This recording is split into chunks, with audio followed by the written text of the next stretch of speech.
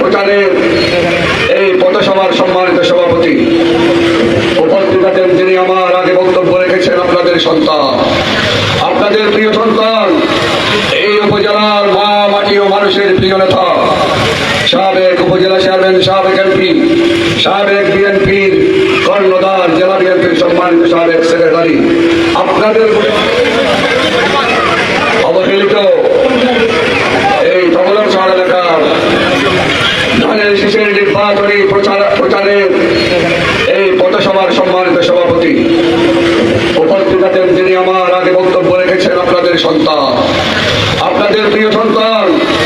এই উপজেলার মা মাটি ও মানুষের প্রিয় নেতা, সাবেক উপজেলা চেয়ারম্যান, সাবেক এমপি, সাবেক বিএনপির কর্ণধার, জেলা বিএনপির সম্মানিত সাবেক সেক্রেটারি, আপনাদের ভোটে বারবার